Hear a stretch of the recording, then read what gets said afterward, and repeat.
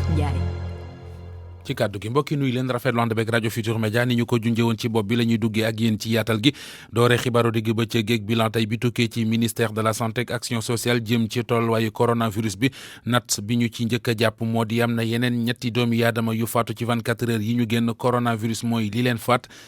ñu teewlu kàdduy leeral bàyyee ko ci docteur Aloyse Waly Diouf directeur de cabinet bu ministre de la santé mooy porte-parole ministère de la santé ci jukki tey bi. ci juróom-ñeenti téeméer ak juróom-ñaar fukk test yi ñu def téeméer ak ñaar fukk ak ñaar ñoo ci positif téeméer ak fukk ak benn di ay cas contact fukk ak benn yi ci des di ay cas communautaire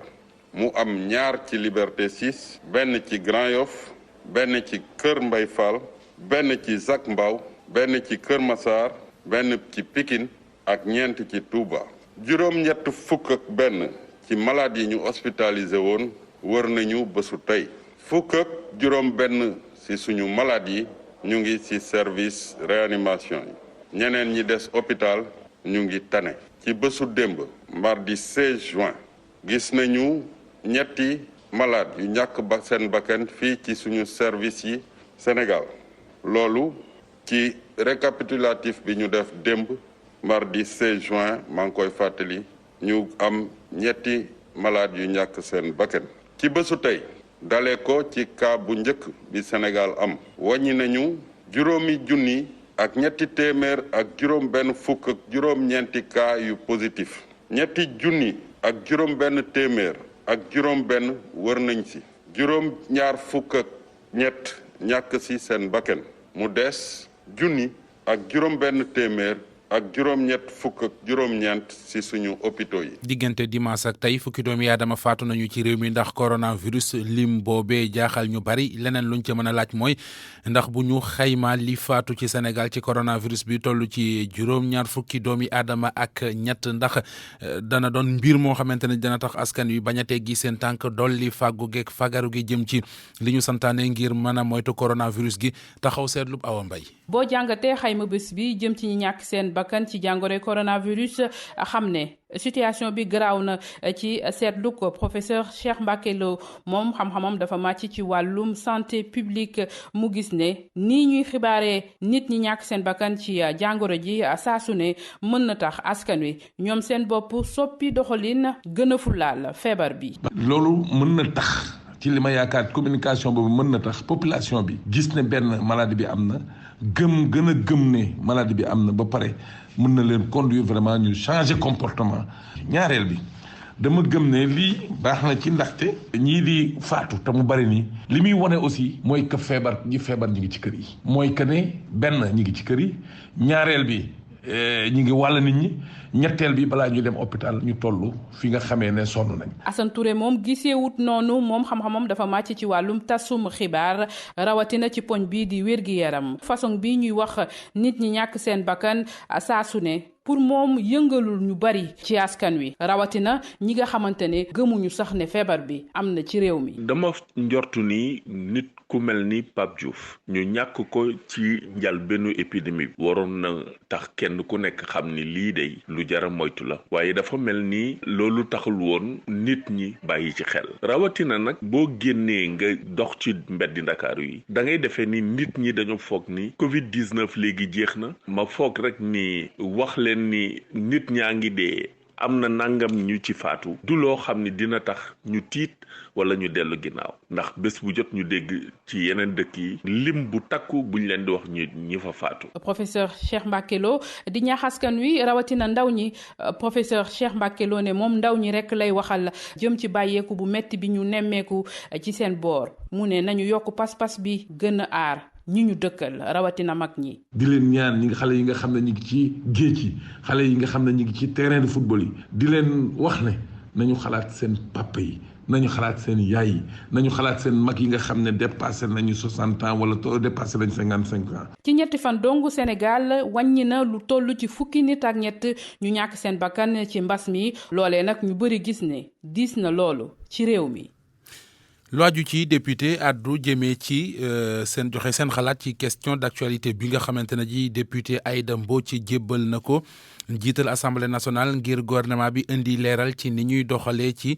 lii di coronavirus bi lettre d'actualité boobee nag nga xamante ne ji kon mi ngi bàyyee ko ci honorable député Aïda Mbodj ay yeneen i député joxe ci seen xalaat la ñu ca gis mooy ñi fare ci député yu nguur gi ñu ci bari jàpp nañu ne daal loolee am na leneen lu ko gën a doon farata ci jamono jooj ñi fare ci kujje politique gi tey député ñoom gis ne gouvernement bi dafa war a leeralal askan wi ana kon li muy def nan la koy defee ak lan la ca def ñu ànd ci ki leeral ak Amadou Sabar Ba. amal ay waxtaan ci assemblée nationale ci lépp li nga xam ne moo soxal mbas mi di coronavirus maanaam gestion biñ ci def Mame Diarra Fam di rafetlu xalaatu Aïssatou Mbodj bi mu ciy teg ne fi mu toll nii jot nañu xayma lépp li nga xam ne nguur gi def na ko ci. non warul def 72 heures ci li nga xam ne mooy table président loolu moom dafa leer dafa baax nga ñëw ñu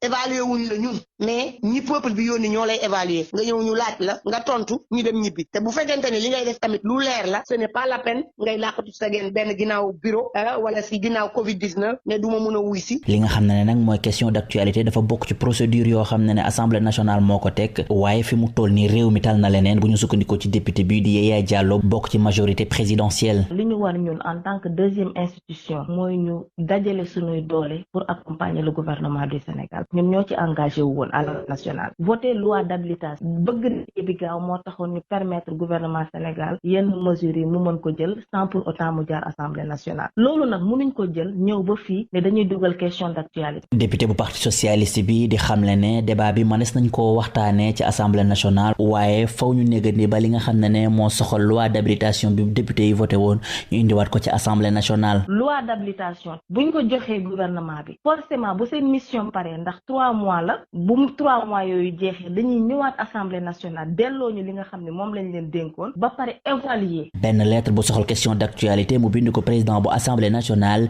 Aïssatou Mbodj mi ngi ciy posé débat bi nga xam ne moo soxal taxawaayu nguur gi ci mbas mi di coronavirus rawatina fond force Covid-19 bi boobu les propositions nag mu jur ak wuute ci député yi nga xam ne ñoo nekk ci kujje gi ak pouvoir bi. pour man RFM mooy rajo bi gaaw ci xibaar yu wóor. RFM xibaar yu wóor te wóor.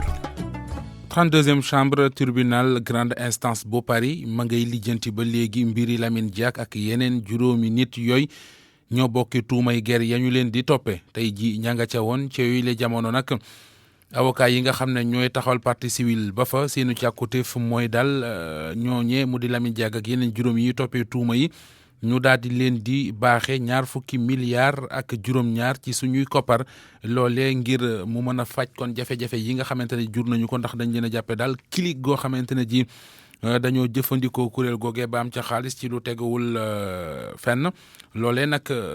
moo am kon ci audience ba ak ni mu demee tey jii lu ñu ci mën a jàpp mooy tey jii ci ngoon ci la ñuy am réquisitoire bu boobile tribunal verdict bi ñu ngi koy xaar àjjuma ji ñu dem ca Paris fekk fa Cheikh Sidou Sylla ciy leeral. avocat I2AF Régis Bergonzi dafa ñaawlu d'abord position Sénégal ci dossier bi nee na autorité sénégalaise yi bëgguñu pour dëgg bi feeñ loolu moo tax sax ñu jox Papa Massata Diack benn passeport diplomatique pour man ko protéger avocat bi ensuite commencé na expliquer lu tax moom mu ne Lamine Diack mooy cerveau clan buy luubal xaalis bi nee na clan bi nag ñu fa nekk mooy Massata Diack ak xaritom yi avocat bi ñaawlu na ñu doon pasaree xaalis bi ak conflit d'intérêt yu amoon ci temps Lamine Diack nee na lépp lu Lamine Diack daan def mooy fexe ba Massata am xaalis bu bëri par exemple si contrat ak Russie ki 60 millions d'euros nee na fédération bi 13 millions rek la ci am avocat bi wax na aussi si financement campagne électorale yu amoon Sénégal 2012 ak 2009 ak médaille d'amitié bu Russie jox Lamine Diack nee na ko yow daal Russie baax nañu trop si yow dañu baax tellement ci yow foo nekk rek dañ lay jox xaalis avocat bi daal di demander réparation bu tollu si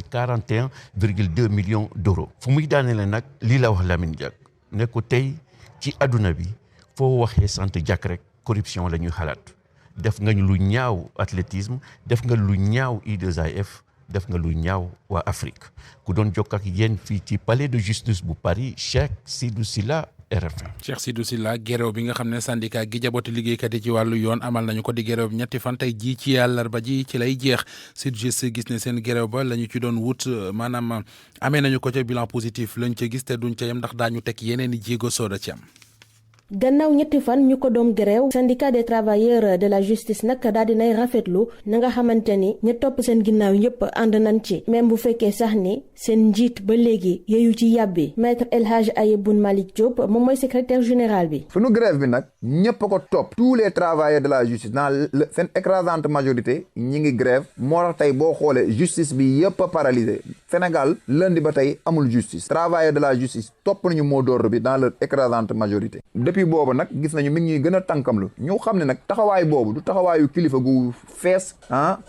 place u ministre de la justice ndaxte ministre de la justice duñ la fi teg pour nga régler problème mu travailleurs de la justice. ci noonee nag ñoom syndicat des travailleurs de la justice ñi ngi fas yéene wëyal seen xeex ba keroog ñuy am lu ñu bëgg maître Ahmed Touré moom mooy chargé des revendications bu SYTJUST. boo yoree ministère bu mel ne ministère de la justice mu am grève bu ñetti fan ak conséquences yi ci làmb yëpp lu ci laxasu yëpp li ñu doon xaar mooy nga woote waxtaan pour ñu jéem a xool nan la ñuy def ba ñu jëm ci kanam waaye moom waxul dara konte nag ñun tamit di ngi taxawaayu continuer xeex bi déposé woon nañ demande benn déclaration de marche la semaine dernière pour wane sunu naxar parce que nag Sénégal pays de droit la te wax dëgg yàlla taxaw jàkkaarloo ak état ne ko yow ak man ñoo waxtaan jël engagement yi signé ay protocole d'accord nga war ko appliquer te appliquer woo ko ci diir boo xam ne bii wax dëgg yàlla jéggi na dayo biir lu ëpp ñetti at a ngi nii ñu toog di xaar loolu jàpp naa ni xeex sa ak sa yelleef la. te noonee kon ñoom syndicat des travailleurs de la justice fas yéenew ñoo yam ci ñetti fanu grève yooyee rek lan ca nar a toftal nag moo di ab doxub ñaxtu niki aljuma ji fukki fan ak juróom-ñeent ci weeru juin ci boulevard Général de Gaulle. taskatu xabaar bii di Cheikh Yérim Seck tey jii xëyit na dellu ca kaaf bu tribunalub Ndakaaru war a janoo nag ak doyen des juges mooy wax anakon fan la yëf yi di mujjee Cheikh Yérim Seck fàttali ne ñu ngi ko jàppoon gannaaw ay kàddu yoo xamante ne ji da koy yëkkati jëmee ko ci mbirum Bati Plus te ñu ne kàddu yooyee lu aju ca lam ca wax du wax ju wér mu di diffusion fausse nouvelle bokk na kon ci liñ koy toppee loolee ajjuma ji weesu la rajo Futur Média xibaaru digg bëccëg gi benn waxtu du 1h fegg na fukki minute ak juróom. pour man RFM mooy rajo bi gën a jege askan wi. RFM rajo bi jaamu seen soxla. askanu Ndakaaru nekk ci tolof yu mat sëkk ngir mën a amum ndox sabab li moo di robinet yi ñoo ne kàkk tëj gisuñum ndox coono boobee la askanu benn tali di dund moom la askanu ñaari tali di dund bari na it ay quartier yu koy dund fii ci Ndakaaru reportage Nafissatou Sylla. ndox mee ñu sonnal duñu nelaw duñu mënuñu def dara te nit mooy ndox. Fatou Ba noonee la jaaree daal di ñàkk ay nelawam ndax guddi su nekk day toog di xaar ndox mi xelli. mënuñu fóot mënuñu raxas mënuñu sangu sunu njaboot gi ak feebar bu bon bi sonn nañu dee nañ taay nañ duñ nelaw boo xëyee ba yeew 5 heures du matin des fois man 1 heure laay yeew di xool 2 heures 3 heures 4 heures ba 5 heures laay doog a root dangay waar dafa métti boo amee ñaari siwo wala ñaari bidon wala benn pan. koñam nag di benn tali ñëpp xamee nañu ko ci ñàkkum ndox mu yaakaaroon nag ak teewaayu Sen'Eau dina am ab coppite. sottiwul tey la wàllu gën a ay dañoo sonn lii ñun mosuñ ko woon dund ba ñaari tali léegi maanaam ñoo bokk léegi secteur man xaw ma lu xew nañ ñu dimbale. li ni mel tamit la jabu andi dund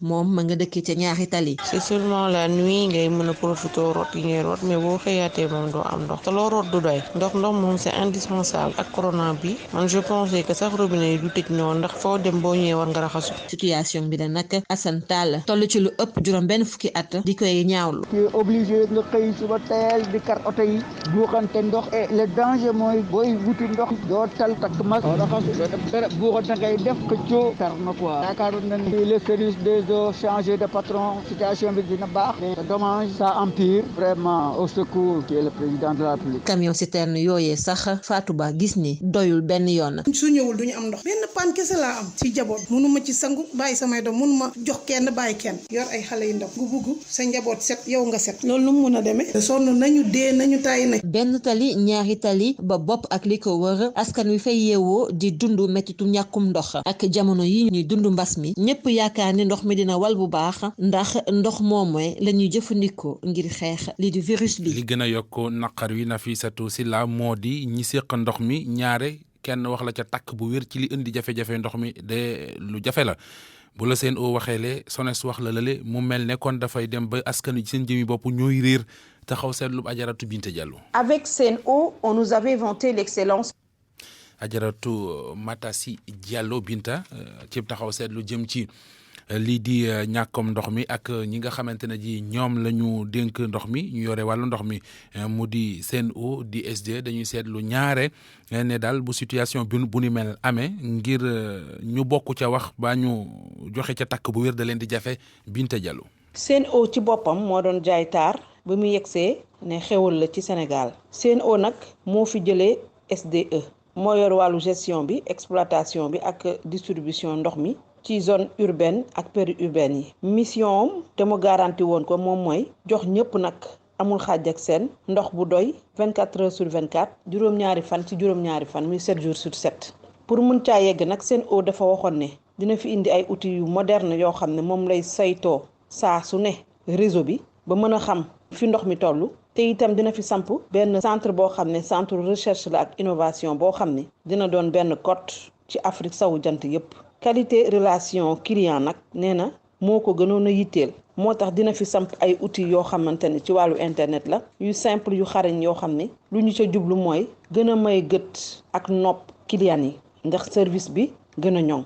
promesse yii nag ñoom ñoo ko bind ci seen site accueil bu Sen'Eau bu ngeen fa demee di ngeen gis ne soppiwuma ci benn virgule. li ma soppi nag xëj na moom mooy lii ndax Sen'Eau bi ñu fi ñëwee ay weer a ngi nii sénégalais yi dañoo yaakaaroon ne li fi SDE tàmmaloon leen ci ñàkkum ndox bu sax dàkk dina dañ waaye de sénégalais yi dinañu gën a gaaw a wax ndax Sen'Eau mii narta def wala defagu fi di gën SDE. directrice générale Sen'Eau nag démb génn na doon seeti installation yenn yi fële ca Kirène waaye moom daal nee na li waral coupure mooy intempéries yi maanaam xëj na taw yi nga xam ne tàmbali na. Jeanne Arnal nag dafa bëggoon rassurer sénégalais yi ndax sénégalais yi dañoo jàpp ne Sen'Eau fi ñu ko doon séentoo yeggseegu fa waaye ñi nga xam ne ñoom ñooy jënd ndox mi soxla ko lool te ñu gis ne bis SDE demee ba tey seen facture yi daa yokk te amul kenn ci Sen'Eau koo xamante ne taxaw na pour expliquer leen ko loolu doyut ñu bëgg nag saa yu ñu yeewoo ndox mën a méng ñoom nag lu ñu bëgg sénégalais yi mooy te ñu wax ko ndox mu quantité ndoxum qualité gu doy seen droit la te ne ñoo ko sañ a laaj. SDE moo leen tàmmaloon ay discours yi nga xamante ni saa yu robinet coupé ñu ne KMS 3 bu jeexee coupure dootul amati ba ñu fiy jóge KMS 3 parewul coupure yaa ngi fi même tralala boobu nag la Sen'Eau indi buñ ci dollee itam ni ko seen directeur defee démb. nañu économiser ndox mi wàllum économie d'eau Kër Momar Sarr li ko sénégalais yi di dégg bari na Kirène li ko sénégalais yi di dégg bari na ouvrage yoo xamante ni liggéey ba du jeex mukk rawatina nag bi fi épidémie Covid 19 bi dikkee nga xam ne liggéey yu bari taxaw na ana fu sénégalais yi jëm sénégalais yi nga xamante ni dañ leen wax ne nañu gën a set di raxas loxo yi saa su ne waa ndox boo ko amul bu génn toqatul ci robinet yi fooy raxasoo xanaa kon directeur général SONES war naa changer discours ndax bande bii nga xamante ne da ko tàmmaloon sénégalais yi moom Charles Fall reye na de sénégalais yi nag sonn nañu te ñoom ñoo ko wax ñu ni am na yenn yitte yoo xamante ne ci jafe-jafe àdduna gii ñu ne saa yu ñu xëyee jël ay paan ne ci mbedd yi di wër ndox moo xam ci capitale bi la wara ci biir banlieue bi la ñoom ñu ni dañ see sonn yenu ay paan ak ay citerne d'eau xewatul ci biir jamono waratul a xew sax nag laaj gi mujj gi nag mooy ndax bu weesoo coupure yi nga xamante ni 2013 ba léegi dafa sax dàkk ndax du Sénégal ci boppam moo am problème ci politique hydraulique am mooy laaj gi. Adja Binta Diallo ku yóbbu muñ ko ndax yaa gis naa dégg ndox du wàcc yoonam des ci ndox mi ba léegi ak ndox ma wàcc ca diwaanu Sédhiou guddi altine jàppoo talaata gis nañu ne am nay taw yu fa wàcc am nay saxit ay jafe-jafe ki gàllankoor yooyu jur na ko fa ne tool yi banaana ya fa nekk yu ca bari kon am na lu ca yàqu leerali Max Kilik Kamfani. seen i gët rek la ñu am ngir nemmeeku yàqu-yàqu yi ngelaw gi amal ci taw bu weesu ne lu mooy juróom ci ay GIE nekk di yëngu ci wàllum production banane ñëpp gis seen production yi ci suuf Bourama Fuskino Sadio di yëngu ci bananerie bu Sathium di wax ci tuuru kuréel yooyee. li am alhamdulilah ku nekk dugg na si parcelle am ndax du Sathium kese suñu fédération bi mi ngi regroupé 5 bananiers ñoom ñëpp ku nekk dugg na ci parcelle am compté par pied permettre bu nekk ñaata ñu am ci perte bu ñu demee ci bananerie bu Kuñ ñoom ñu am ci perte 5360 pieds yoo xam ne dañoo daanu même ci bananerie bu Témento ñoom ñu ngi perte 5445 pieds fii Sathium ñun perte nañu 7470 pieds ñu dem ci permet Bambali ñu ngi am 2379 pieds ñoo xam ne moo daanu bi si bana bi boobu tamit ñu ngi perte 3962 pieds lu si rusee rek mooy koppar yu ñu fa dugal yëpp maanaam investissement yi lépp dem ak ndox mi bananerie bu Kuñ 5360 pieds yoo xam ne dañoo daanu léegi loolu bu ñu koy évaluer mi ngi tolloo 80 tonnes 400 kilos ci en valeur en francs CFA mi ngi ñu coûté 16 millions 80 mille. Alors suñu xel mi ngi dem si gasoil buy jëf boo xam ne moom nañu doon rose vraiment loolu moom jaaxal nañu lool ndax ku wax gasoil wax xaalis bor effectivement du ñàkk ndax producteur moom ak fournisseur toujours c'est comme ça bor moom suñu xel baa ngi ci bu baax a baax. ay millions yu bëri boo ko yi ndox bi yóbbaale si xayma producteurs yi nga xam ne amuñu leen lu ñuy def rek lu dul toog xayma lu ñu ñàkk yaakaar am ku leen di wàllu ci mbir mi Max Euclide Kamfani ci Sédhiou ngir RFM. Max bàyyeekoo Sédhiou takk Fatick reportage u bés bi ñu jagleel nawet bi ak tolluwaay gi foofee ci Sine fa la ñuy dem fekki Faminata Goudiaby. baykat yi tàmbale war nañu di dem ci tool yi liggéey bi nag ñu ngi ci bu baax a baax boo demee ci biir département bu Foundiougne di nga seetlu lu ni mel ca Diossong moom nga xam ne benn la ci commune yu nekkee ci département boobu am na ci ñoo xam ni ji nañu dugub ba pare ba sax tàmbale nañu di ji gerte waaye nag ki nga xam ni moom moo di meeru dëkk ba di Momar Touré li muy métti lu mooy yéex gi nga xam ni moom la jiw gi ak engrais yi yéex a ñëw ci seen dëkk boobule. bu ñu amal seen bopp jiw ko néew am nañu tàmbali di ji gerte am na ñoo xam ne amuñu jiw ñu ngi gratter pour préparer xaar jiw bi engrais gisaguñ ci benn doom gerte gi ci boppam ñu notifié ñaari opérateur kenn ki 100 tonnes la war a indi keneen ki 100 tonnes kii 75 tonnes la indi kii 24 tonnes.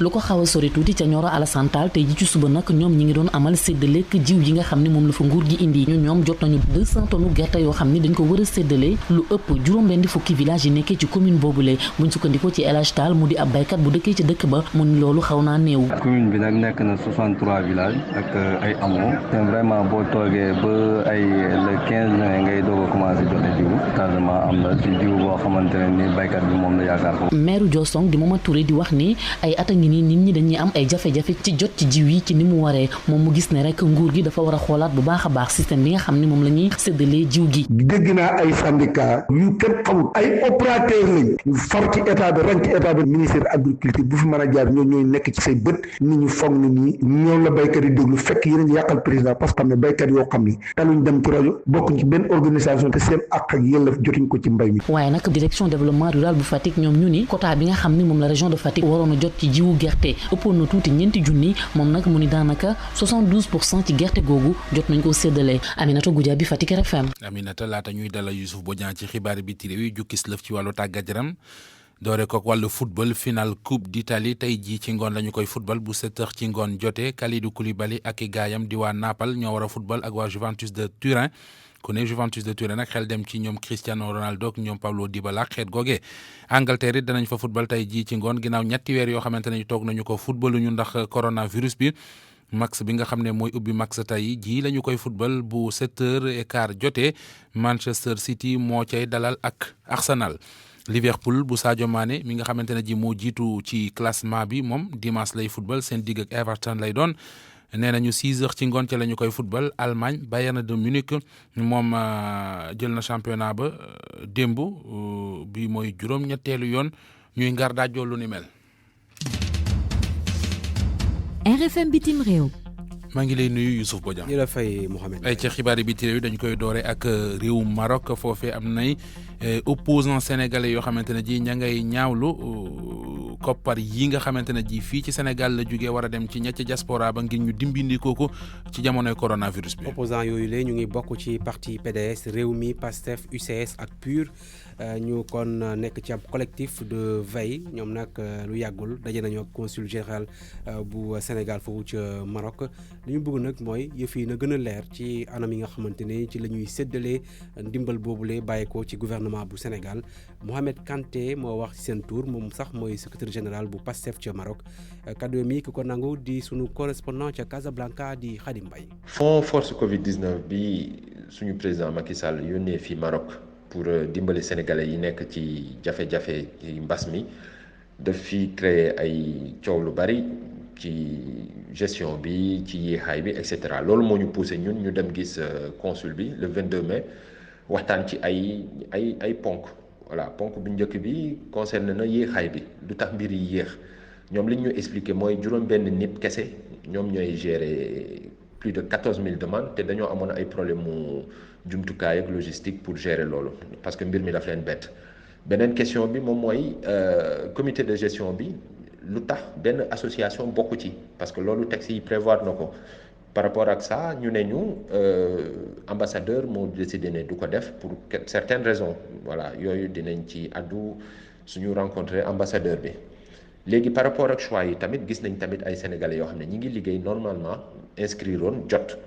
alors que ñi nga xamante ne dañ nekk ci jafe-jafe te ñoom ñoo taxoon xaalis bi jóg ñoonu jotuñu ba ñu laajtee loolu lu tax dañ ñu ne ñoom seen objectif mooy sénégalais yi bépp bu inscrire ci plateforme bi na nga jot ci xaalis bi mais tey suñu xoolee loolu demeewul noonu parce que yéex na trop te fi ñu toll nii ñu bëri jotuñu. wax nañ tamit ci communication bi ni ñuy communiquer baaxul ñun ci suñu voilà xalaat def nañ ay proposition tamit voilà yegg na fi mu war a yegg léegi tamit ñi dugal nañ benn demande d'audience auprès de l'ambassadeur ñi ngi xaar kooku tamit mu tontuñu pour ñu dem yeggali yeneen fànn waxtaan yi nga xamante ne moom la concerné. Mohamed Kanté bokk ci doomi Sénégal yi def politique fare ci ku jege ci réew Maroc ñu dem ci République démocratique bu Congo foofee nee nañu juge bi di Raphaël Yayi dañu ko boom. waaw loolu nag moo bàyyeekoo ci autopsie bi ñu def ci néewu magistrat boobu nga xamante ni moom moo doon jiite atte kii di Vital Kamerhe nekk directeur de cabinet njiiti réew ma juge bi nag nee nañu ci bopp lañ ko dóor lu bëri yoon sax ñaareelu autopsie bi moo ko confirmé autopsie boobu sax médecin légiste bu mission des Nations Unies bu Congo teewee na ko résultat yooyu la nag ñu xamale ko démb ci ab conférence de presse boo xamante ni vice premier ministre bu RDC nekk tamit ministre de la justice moo ko def Célestin Tunda lay wuyoo ñu déglu ko. Le juge Yani Ovungu est décédé de suite. attekat bi mu ngi ñàkk bakkanam gannaaw ba hémorragie bu nga xamante ni dañu ko nemmee ko ci moom hémorragie boobu mu ngi tukkee ci benn traumatisme boo xamante ni ci bopp bi la ko amoon autopsie bi wane na it ne amoon na ay substances toxiques waaye dose bi taxu ko woon demee noonu ci yaramam bu ma sukkandikoo ci rapport boobu nag ma xibaar ne danañu ubbi ab enquête judiciaire ngir leeral li ko faat dëgg-dëgg ak ñi ko def bu ñu identifier nag ñi ko def booy boo xam ne daañu teg ci ñoom daan yi war ni ko yoon bëggee. Toute la rigueur de la loi. kooku di kon Célestin Tunda di ministre de la justice bu RDC Barthélémy Ngom moo tekki ay kàddoom jàppale ni kon foofu ca RDC juge boobu la di Raphaël Yayi biñ ko faatee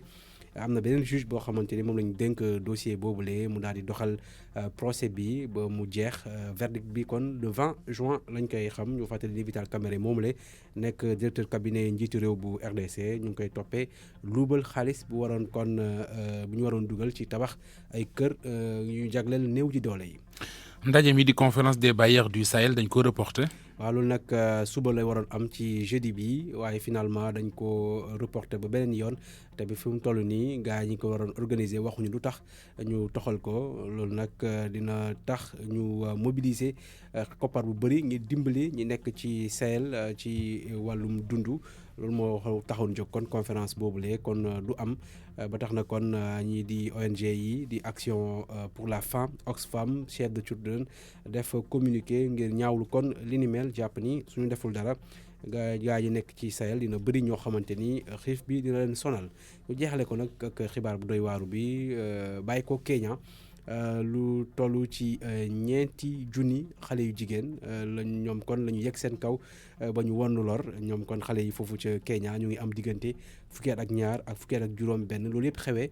ci jamono confinement bi bu ñu ne gars yi kon nañ tëju ngir bañ kon lii di virus bi daal di law ci réew mi chiffres yi nag enquête moo ko wone ba tax na kon ñoom nee nañu xale yi ñu gën a bëri ci ñoom ci ville yi lañ nekkoon bi école yi tëjee seen bokk yóbbu leen ci kon réew ci kaw gi voilà lañ leen yóbbu ngir dénk leen seen i maam wala seen i tante fa la mbir mi kon fa la leen dalee ñu jàpp ni kon chef département bu jeunesse ak instruction foofu la ci réew ma jàpp ni faaw ñu topp ñu def lu mel ci yoon daal di leen kon porter plainte su ko defee yoon daal di teg ay daan seen kaw Mohamed. loolu de du cas communautaire cas créé la xanaa ne ko loola de du cas communautaire ay cas créé la. war nañu xam gars yi ko def kon. saafara jur na jàngoro maa ngi lay gërëm bu baax a baax Youssouf Bodian. RFM rajo askan wi. Koro News Anna Rochalita Lopez Faye. OMS mu ngi doon alerté ci ndorteelu semaine ji te statistique yu bees yi ñu ngi dëggal kàdduk organisation mondiale de la santé ndax mbas mi mu ngi law bu baax a baax ci Afrique waaye fépp ci àdduna bi ci waxtu yu mujj yi daal dinañ enregistré lu ëpp juróom-ñaari junni ci ay contamination yu bees ci continent africain bi gën a néew tuuti lim bi ñu nemmeeku woon bis laata loolu waaye nag ñi ñàkk seen bakken nag mu ngi bëgg a jéggi dayoo ñu ngi tollu jamono yi ci juróom-ñaari junni Sénégal rek ci ñeenti fan yu mujj yi daal dina enregistré fukk ak juróom-ñaari nit ñi ñàkk seeni bakken boo ko xayma ci ndorteelu mbas mi ak léegi mooy juróom-ñaar fukk ak ñetti nit ñoo xamante ne ñàkk nañu seen bakken ndax jàngoro ji di coronavirus donte ne nag tollaguñu ci situation wu Égypte mbaa Afrique du Sud nga xamante ne ñoom daanaka léegi ñu egg lii mu ñaari junni nit ñi nga xamante ne faatu nañ ndax coronavirus. ca Amérique latine nag situation bi ca Brésil la gën a doy waar ci alarba ji rek nemmeeku nañ fa lu ëpp fanweer ak juróomi junni ci ay cas yu bees te nag lu ëpp junni ak ñaari téeméeri nit faatu Brésil daanaka sax léegi mu egg lii mu 1 million nit ñoo xamante ne amee nañ jàngoro ji Pérou moom itam mbas mi sonal na ko loolu ndax ci waxtu yu mujj yi moom itam daal dina enregistré lu ëpp 4 junni ci ay contamination yu bees situation épidémique bi tàmbaliwaat doy waar fële ca diwaanu Pékin ca réewu Chine bu ñu sukkandikoo ci benn porte-parole mairie ba gis nañ fa yeneen 44 nit ñi amee jàngoro ji buñ ko xayma ci semaine yi ñu weesu ak léegi ñu ngi tollu léegi ci 200 ak juróom-ñeent fukk ak juróom-benn nit ñoo xamante ne amee nañ jàngoro ji léegi foofee loolee waral sax daal dinañ tëj lu tollook juróom ci ay marché lu tollook fanweer ci ay gox ñu daal di leen placer en quarantaine ca Inde itam doy na waar bilan baa ngi wéy di yokku ci benn fan dong gis nañu ne 2 junni nit ñàkk nañu seen bakken bu ñu sukkandikoo ci ay chiffres officiels yoo xamante ne RFI moom moo ko siwal situation bi nga xamante ne ca Europe la ñu jàpp ne la gën a dal waaye mel na ni virus bi mu ngi wéy di am doole ci yenn réew yi yu ci mel ni Allemagne Portugal ak Pologne ca États-Unis nag ci xayma yu mujj yi gis nañu ne lii mu nit ñi ñàkk seeni bakken ndax jàngoro ji di coronavirus léegi weesu na lii mu nit ñi nga xamante ne ñoo ñàkk seeni bakken ci première guerre mondiale bi. Anna Rocha jaajëf xibaaru digg bëccëg gi ci rajo Futur Média benn waxtu du nar fegg fanweeri minute ak ñeent ni ñu ko fas yéene di doxalee àllarba ju nekk ci suñu jotaay xibaar dañuy ànd ak Papa Ngagne Ndiaye ci yóbbal jëmee ci tolluwaayu jamono. conférence. tem dimbalante ci jamonoy mbas jàppalante ba ko yàlla diglee ci alxuraan yàgg na ba mu mel ni moo indee zakat ñeel fàqir yi ak miskin yi ak ñi mel ni ñoom wolof njaay ne ku tànne sa morom dimbale ko te yàlla tax taxawaayu bépp doomu aadama ci jamono ji ñu toll rawatina ab julit mooy ci sutura nga mën ko xettile sa naataango julit wopp si moom dikk xamul julit xamul yéefar xamul buur xamul baadoolo ba ñu bari jàpp na sax ci buur la gën a aay ngir bëgg ko fàttali boromam ñu bari ci àddina yàlla mën na leen gan ñu fuuyu beru ak seen wërsëg jarul ñuy sori fii ci réew mi ñu dëkk bokk ko ñun ñëpp boo ubbee sa buntu kër di nga janoo ak ku la tane te bu la rombee nuyoo la bakkan ba soo doon dee ak xiif sax doo ko ñemee wax sa soxla te moo ne de ñu bari ci ñoom li tax ñu fuuy bay tiitaru di ay ndombol tànk ci askan wi la ñu ko jëlee askan wi lépp war a dellu ci ñoom te duñ ci jot te duñ ci mës a jot ndax ñiy jiite jàpp nañu ne fileeg askan wi ñi ngi xiif dëkke di daw ci seen ginnaaw fileeg ñoo ngi réer dëkke ci ñu leen di nax te nax yooyu ku ci teelu la yeewu sa aljana mën naa mujj ci loxoy ñoom politique yi nga jël seen sawara bu yomal xiyaamee ndax seeni pexe ku ci bëgg a yeewu jàppal ni lu ñu la may yaa ko moom jarul sar xolle bay doori pooj ndimbal li ñuy joxe di ko joxe nu mu leen neexe amul kenn ci ñoom ku ci sëb dërëm tàbbi ba ci oto ba ñuy dugg climatiseur ba ñuy taal lépp askan wi moo leen ko gàddul te sax am na ñu ma ni dara leeruma ci ndax wax lu la leer lu bari ci ndimbal li ñuy joxe la ñu cay sàcc mu ëpp fuuf la ñu cay séddale ñoom séddalekat yooyu nga xam ni ñoom la ñu teg ci seen loxo ndimbal li waaye ku ci xamoon li ci alalu mbooloo di nga xam ni pepp xorom ëpp na ci luubal ko ndax jéggi siraat waxuma la ay millions yi dërëm wasalaam ba beneen conférence.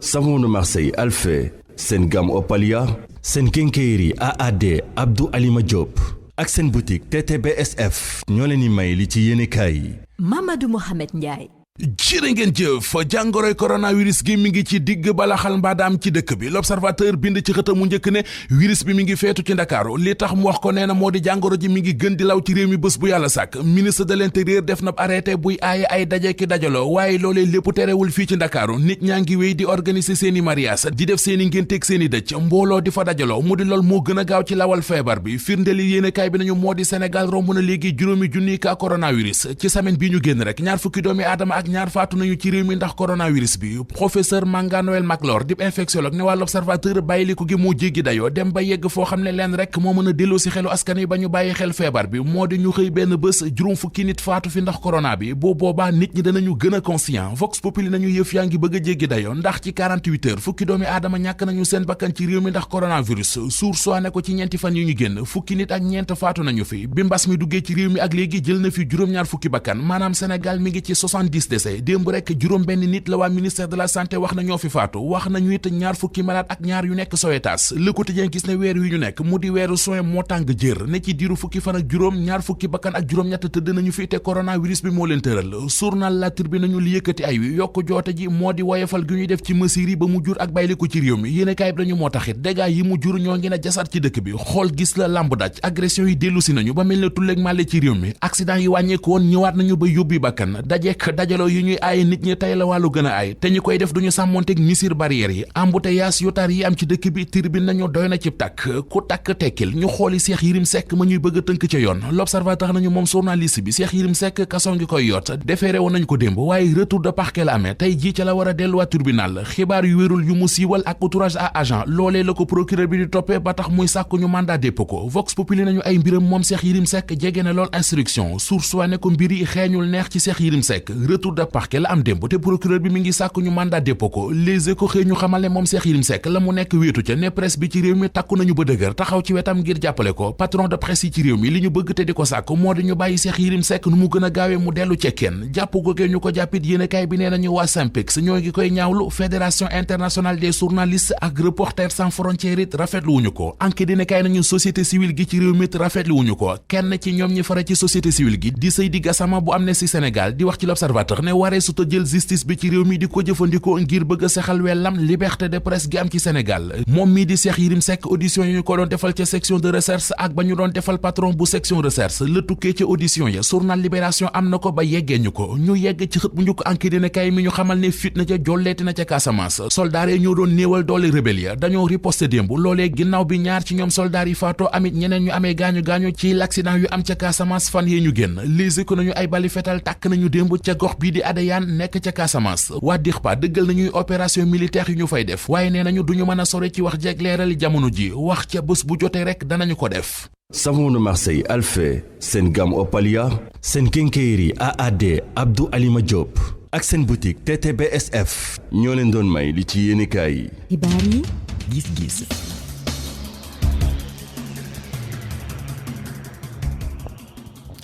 ponk bu mujj bi ci xibaaru digg bëccëg gi yegg nañu ca moo di gis-gis tey ji li ñu ci waxtaane moo di ñàkkum ndox mi ñu nimiku ci dëkk bi loolee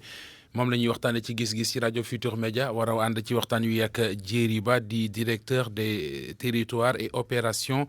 bu Sen'Eau sëñ bi ba maa ngi lay nuyu. maa ngi leen di fay. weneen wàll yi ñoo ngi ci ak Momath Cissé vice-président de l'ASCOSEN association des consommateurs du Sénégal Momath Cissé maa ngi lay nuyu. maa ngi lay fay Mohamed. am na lu ma Souleymane ñaa dénku sànq dinañ ci taxaw waaye baal ma dooree waxtaan wi ak Djéri Ba Djéri li ñëpp bëgg a laaj mooy lu waral ñàkkum ndox mi ñuy dund ci dëkk bi jamono ji. waaw jërë ngeen jëf njëkk balaa tontu ñu masawu nit ñi bu baax a baax ndax xam nañ ñàkk ndox mi lu am la. ñu ngi lay masawu ñëpp lu baax a baax tey di fas yéene gindiwaat leen ci li ko indi waaye surtout ci li nga xam ne def nañ ko ngir wàññi ko wala ngir gën ko woyofal ñàkk ndox mi li ko waral rek mooy xam ngeen ne jamono yi gis ngeen ne commencé na tàng bu baax a baax daanaka nawet bi dugg si na loolu nag ci wàllu séddaleem ndox su amee rek daanaka dañuy am tolof yu mel nii ndaxte day jékki-jékki rek soxla yi day am la cay tegu su nekkoon fukk mën naa tegu ñaar muy fukk ak ñaar muy ne li ñuy wax augmentation de 20% léeg-léeg pointe bi dana yegg foofu wala sax romb foofu loolu nag su ñëwee ci loo xam ne réseau boo xam ne dafa nekkoon ci équilibre maanaam fukk la ñu soxla woon fukk la ñu am bés bu soxla bi nekkee fukk ak ñaar rek daanaka dana am ñu yëg ñàkk bi ci jamono yooyu la ñu toll ci fi mu nekk nii ba tax nit ñi ñu bëri effectivement fii ci Dakar ñu ngi jànkuwante ak ay ñàkk ndox yu xaw a am solo waaye li am solo aussi c'est que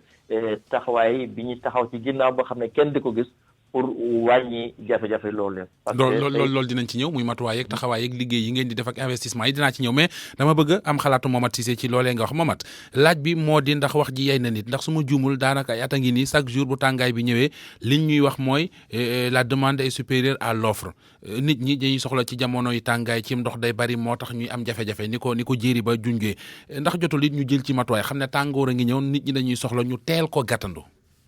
wax ji dégg nañ ko déggaat ko loolu mooy ne dañuy laajte ndax ñoom est-ce que danañuy jël seen matukaay pour que population bi du sonn parce que ñoom ci population bi lañ bokk mais boo xoolee tey yëf yi tar na yaatu na te yàgg na loolu consommateur bi nga xam ne da nga maam dafa am contrat ak Suez mooy mu jox ko ndox mu sell mu jox ko te mu bëri te du am benn dagg-dagg donc à chaque fois ñu ñuy répéter di présenter leurs excuses alors que dañu nekk ci période boo xam ne dañu changer de fermier doon séentu ne lii ñëw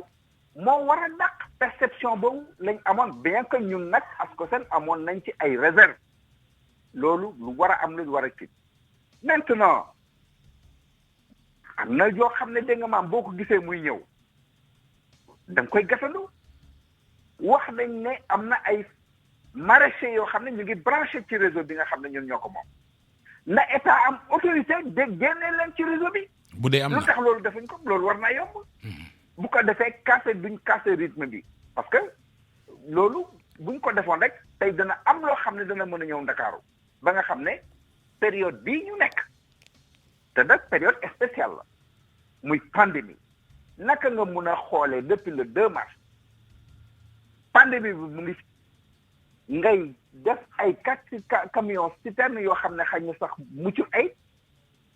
population bi ñu ne leen restez chez vous ba pare duñ leen jox ndox ñuy génn en masse di contaminer wante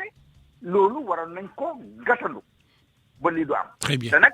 boo wootee camion 8h 14h lañ koy indi. loolu reportage bi waxuma ko reportage moo ko wax. très bien daañu gën a yaatal waxtaan yi jéeri ba sànq yaa ngi koy junj ma dagg la damaa bëgg nga ñëw ci moo di yi nga xamante ne yéen a ngi koy def ngir coût bi bu waroon a dal ci kaw askan wi dal bu baax ngeen mën ko woyofal maanaam conséquences yi na mu waroon a méttee du ni méttee sûrement am nay mesures d'accompagnement yu ngeen teg beneen bi ci topp moo di li ñëpp bëgg a xam mooy kañ la ñuy tàggoo ak li surtout ci jamono ji. waaw jërëjëf ci fagoro bi monsieur Cissé doon junj fagoro bi am na ci amin bu dëgër. te ci ñaari fànn. benn bi moom mooy ci wàllu infrastructure xam ngeen am na ci société de patrimoine muy SONES fagoor na ci bu baax a baax ba lépp loo xam ne projet d' infrastructure bu war a solutionner définitivement problème bi mi ngi nii di waaj a agsi parce que je pense que prévision bi fii ak décembre la KMS 3 dina agsi fagaru bi ci wàllu fermier bi ñun en tant que SEN'EAU mooy fexe jumtukaay yi fi nekk. suñ jëmee ci jamono yi jumtukaay yëpp nekk ci anam yu mucc ayib ba du ñu taxawaay bu dul taxawaay bu normal loolu def nañ ko on a entretenu toutes les installations ba que ñoom ñëpp actuellement ñi ngi daw benn taxawu ci rax ci dolli forage yoo xam ne demoon nañ ba seen doole wàññeeku def nañ programme de régénération boo xam ne tey jur na déjà lu mat 3600 mètres cubes jour am na ay forage yu bees yoo xam ne ci tàng bi la ñu décidé gas ko yooyu aussi benn bi pare na ñaareel bi pare na ba ñu dugal ko moom lañ doon visité démb sax ñaareel bi tamit léegi ba pare te yooyu yëpp su paree je pense que fii ak 2 semaines au maximum dinañu comptabiliser un total de plus de 10 000 mètres cubes jour boo xam ne dañ koy dolli ci li fi amoon donc loolu moom mooy ci wàllu fermier fagaru wàllu fermier moom mooy fexe ba jumtukaay yi daw waaye fexe ba entretenir leen waaye fexe ba en urgence lépp lu xam ne mën nañ ko def pour yokk production bi di xaar projet yu mag yi ñu def ko te loolu je pense que def nañ ko damay wax juste monsieur Momath Cissé que je pense que nim ñu xamee depuis jamono SDE ba tey ak nit ñuy suivre macha allah dañu ngi def seen liggéey baax tey warul wax joo xam ne dafay jeter le doute sur les citernes ñoom xam nañ à plusieurs fois laaj nañu pour ñu prouver leen qualité ndox bi nekk citerne yi ba ñu invité leen ci suñuy duyee citerne yi wax leen processus expliquer leen lépp donc monsieur Momar Cissé de temps en temps. non pour ma décharger ko jéeri parce que ni nga ko déggee noonu laa ko déggee moom li mu wax moo di camion citerne yi bu ñu waree ñëw 10h 14h la ñuy ñëw waxul benn yoon ci hygiène bi. beneen bi de mucc ayib la wax c'est-à-dire nañ ma wax leneen mais bu ma kenn wax affaire de mucc ayib bu ndox bi ñuy distribuer. très bien suffisamment responsable. très bien du ñu foyee wàllu woowu. jërëjëf loolu mën na ci seede la nga xam ne xam na ko. jërëjëf maa ngi lay gërëm ci leeral am na benn baat bu ma laajoon mais dégguma ci tontu mooy kañ la problème bi di jeex. voilà je pense que loolu aussi. mën nañu malgré jafe-jafe yi mën nañu dégg ne bataille bi nga xam ne dëkk yu bëri surtout dëkk yi xam ne bëri doole ba léegi gagné guñ ko muy bataille yu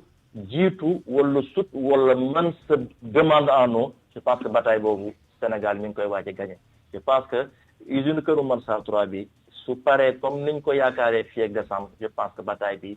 Sénégal dina ko gagné définitivement te loolu nag dafay nekk ndam lu rëy ndaxte bëri wuñu ay pays yoo xam ne jiitu nañu seen demande en eau. donc je pense que loolu métti na waaye incha allah je pense que fii ak décembre su du nekk te lu dul fàttaliku bu naqari. un mauvais souvenir ni ñu koy lakkee ci tubaab jërëjëf Diéry Ba maa ngi lay gërëm Mama Cissé.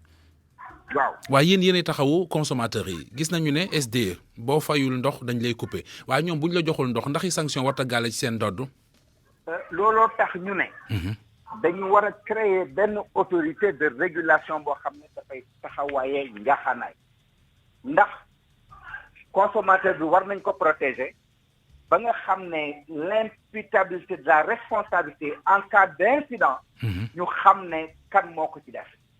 ñu sanctionné ko parce que loolu am na ci courant bi am na ci téléphone bi donc loolu ñu ngi koy laaj ñu def ko le plus rapidement possible parce que toujours boo ko seetloo consommateur bi moom mooy dee ci yëf yi alors que moom ndox mi dañ ko koy jaay mayuñu ko donc loolu war nañ ko def ma wax itam ne ñoom li ñu war a jàngatee ci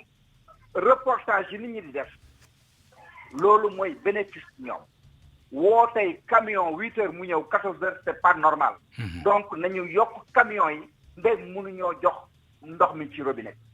loolu lu am solo la cadre de concertation bi nga xam ne moo nekkoon consommateurs yi ak SDE nañ ko gën a huiler ak Suez bu ko defee plainte yi ñuy jot li ko dalee ci ay compteur parce que compteur yi nag dañ ci wax compteur bi bu fekkee ne dafa am problème mais du siège moo ko war a régler beneen autorité externe bi moo ko war a régler muy maanaam ministère du commerce kooku maa ngi leen di wax toujours en cas de problème nañu woo ñaari acteurs yi am ku leen arbitré bu fekkee ne da nga am problème du say compteur loolu yëpp lu war a nekk la ñu mettre ko en œuvre avec le nouveau fermier. jërëjëf maa ngi lay gërëm bu baax a baax Momath Cissé vice-président ASCOSEN association des consommateurs du Sénégal gërëm it Diéry Ba mi bu woon waxtaan yi mooy directeur des territoires et opérations ca Sen'Eau di kër gi ñu dénk séddaleem ndox mi ci réew mi gërëm leen ci ànd beek rajo Futur Média mu ne woon gis-gis ne woon xibaaru digg bëccëg gi ne woon Mamadou Mamé Ndiaye ci kaddu gi ne woon Abdoulaye Diop ci machine bi